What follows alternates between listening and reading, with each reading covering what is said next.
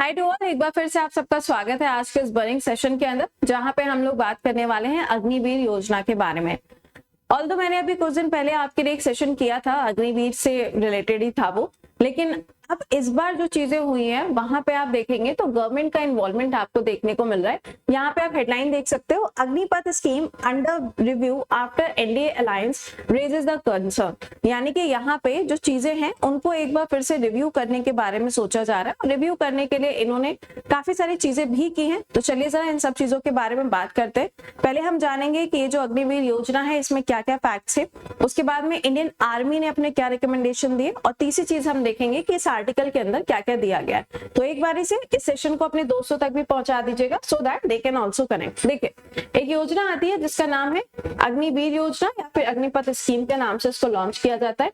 ये जो स्कीम है इसके अंदर जो एज का क्राइटेरिया रखा जाता है वो 17.5 से लेके 21 साल रखा जाता है। इसमें बोला जाता है कि आपकी जो जॉब होगी उसका जो टर्म होगा वो आपको 4 साल देखने को मिलेगा, और इसमें से कुछ ही परसेंटेज ऐसे होंगे जिनकी जॉब को आगे एक्सटेंड किया जाएगा, और बाकी लोगों का 4 साल के बाद में रिटायरमेंट हो जाएगा और उनको एक सर्टिफिकेट या सर्टिफिकेशन उनको किया जाएगा, और ये सर्टिफिकेट आगे वो जब कोई जॉब में जाते हैं तो वहां पे वो इसका इस्तेमाल कर सकते हैं, उनको प्रायोरिटी दी जाएगी।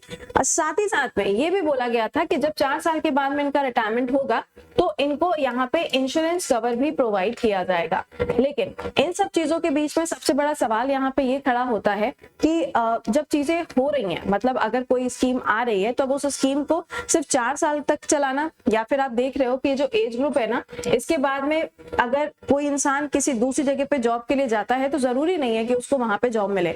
और यहाँ पर आप देखोगे कि ये जो एज रखी गई है, इस पर्टिकुलर एग्जाम को भी क्रैक करने के लिए पढ़ाई तो करनी पड़ती है ना, तो फिर हर कोई चाहता है कि यार अगर मैंने पढ़ाई की है तो फिर उसका एक लॉन्ग टर्म मेरे को बेनिफिट देखने को मिले। तो इन्हीं सब चीजों के चलते क्या हुआ था, काफी ज्यादा डिमांड उठी थी कि इस योजना को एक बार रिव्यू करना चाहिए। अभी आपने देखा कि 18 लोकसभा इलेक्शंस का आयोजन हुआ, इसके अंदर आपने देखा जेडीयू आया एंड टीडीपी आया। ये दोनों जो पार्टीज थी, इन दोनों के साथ में मिलकर बीजेपी ने अपनी सरकार बनाई।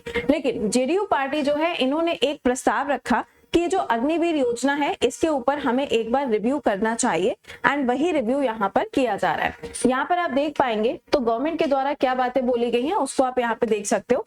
गवर्नमेंट ने यहाँ पे बोला है कि अब हम इसके ऊपर क्या करने जा रहे हैं, रिव्यू करने जा रहे हैं, और रिव्यू करने के लिए इन्होंने एक कमेटी भी बनाई है।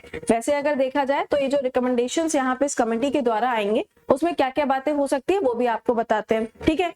सेकेंड पॉइंट देखिएगा, इन्होंने बोला है कि हमने ये जो कमेटी फॉर्म की है, इस कमेटी के अंदर अगर देखा जाएगा तो काफी सारे मेंबर्स को रखा गया, यानी कि बोला जा रहा है कि करीबन 10 मेंबर आपको इस कमेटी के अंदर देखने को मिलेंगे, और ये अपनी रिपोर्ट को सबमिट करेंगे कब, 17 से 18 जून के बीच में ये अपनी रिपोर्ट सबमिट करने वाले। रिपोर्ट सबमिट किसको करेंगे, पीएम को अपनी ये रिपोर्ट सबमिट करेंगे। तो 17-18 के ही बाद क्यों, या फिर 17-18 को ही क्यों, वो इसलिए क्योंकि मोदी जी गए हुए कहाँ पे, इटली, वहां पे G7 का समिट हो रहा है। तो G7 के समिट को अटेंड करने के बाद में जैसे ही वो वापस आएंगे उसके बाद में इस पर्टिकुलर स्कीम को रिव्यू करने के बाद जो प्रपोजल्स है उनको प्रस्तुत किया जाएगा। तो अच्छा, इसके अंदर क्या हो सकता है, मतलब अगर हम चेंजेस की बात कर रहे हैं तो इसके अंदर चेंजेस क्या क्या देखने को मिल सकते हैं, या फिर क्या क्या चीजें इसके अंदर बदल सकती है। तो मैंने अभी आपको कुछ दिन पहले एक सेशन पढ़ाया था जिसमें मैंने आपसे कहा था कि इंडियन आर्मी ने अपनी तरफ से कुछ रिकमेंडेशंस बताए हैं। हो सकता है कि उन्हीं रिकमेंडेशंस को लागू कर दिया जाए, या मे बी उसके अंदर किसी चीज को मॉडिफाई करके फिर उस चीज को लागू किया जाए। इंडियन आर्मी ने सबसे पहला पॉइंट बताया था कि जो 4 साल है इसको 7 से 8 साल कर देना चाहिए। उसके बाद में जो ये एज का क्राइटेरिया है, इस एज के अंदर भी चीजों को बदलना चाहिए। और फिर इन्होंने कहा था कि जो 25% का आपने रखा हुआ है कि जिनकी जॉब को एक्सटेंड करेंगे, इस परसेंटेज को भी बढ़ाना चाहिए। ये रिकमेंडेशंस दिए जाते हैं किसके द्वारा, इंडियन आर्मी के द्वारा। लेकिन अब देखना ये है कि 17-18 तारीख को जब यहाँ पे 10 मेंबर की जो कमेटी बनाई गई है, जो कि सेक्रेटरीट की पोस्ट पे काम करते हैं, इनकी कमेटी बनी है, अब ये अपनी तरफ से क्या रिकमेंडेशन देते हैं ये तो वक्त बताएगा। लेकिन फिलहाल के लिए यहाँ पे जो न्यूज है वो यही है कि कमेटी बन चुकी है, इसके ऊपर रिव्यू होना स्टार्ट हो गया है। 17-18 तारीख को जो रिपोर्ट है वो पीएम को सौंपी जाएगी, और उसके बाद में जो फाइनल कंक्लूजन आएगा वो आपको देखने को मिलेगा। इंडियन आर्मी ने क्या कहा था वो भी मैंने आपको बता दिया। तो अब इसके बारे में आपकी क्या राय है, इसके अंदर और क्या रिकमेंडेशंस हो सकते हैं, आपको क्या लगता है भाई, आप भी तो एक एस्पिरेंट हो, तो आपका भी तो थॉट प्रोसेस अच्छा होना चाहिए ना। तो आपका क्या कहना है इसके अंदर, कौन सा वाला पॉइंट चेंज होना चाहिए, वो आप कमेंट बॉक्स के अंदर लिख के बताइएगा। तो भी मिलते हैं आपसे अगले बर्निंग सेशन में, और डेली आपका सुबह 7 बजे करंट अफेयर्स के क्लास में। टिल देन खुश रहिए, मुस्कुराते रहिए, bye bye and take care to all.